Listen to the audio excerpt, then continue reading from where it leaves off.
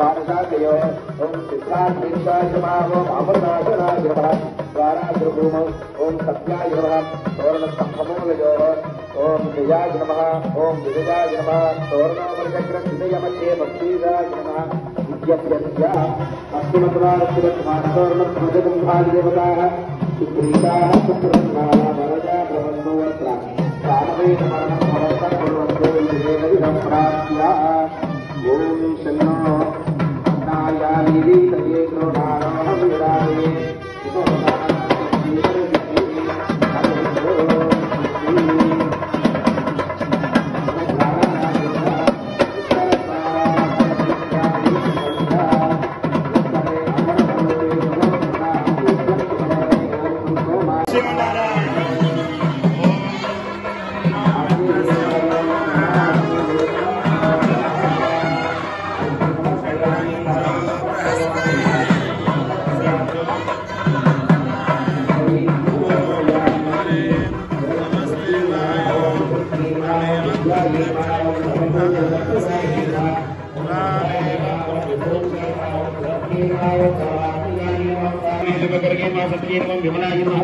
विष्णुधरण्ये नमः दुष्टये नमः तारविनाशन्ये नमः प्रतिपुष्करण्ये नमः शान्ताय नमः कृष्णमौर्या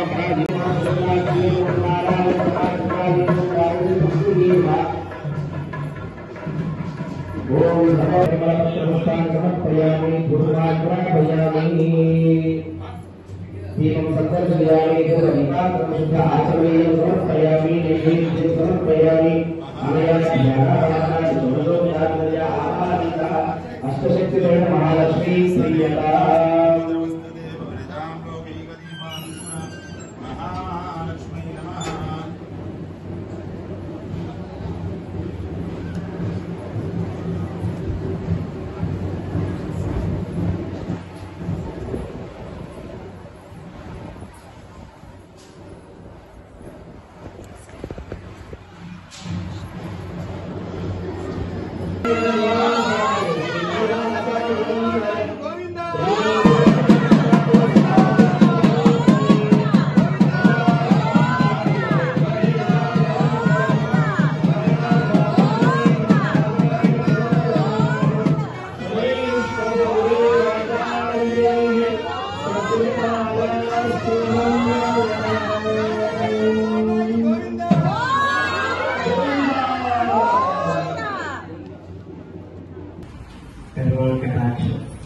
जय श्रीमन्नारायण।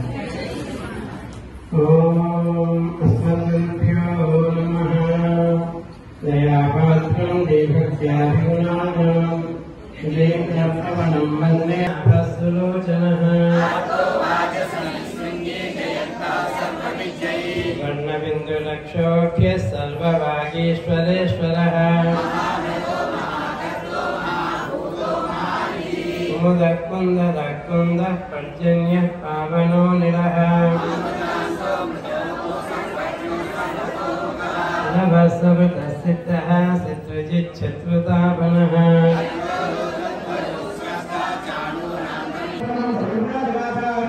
श्री श्री श्री श्रीमन्नारायण रामानुज स्वामी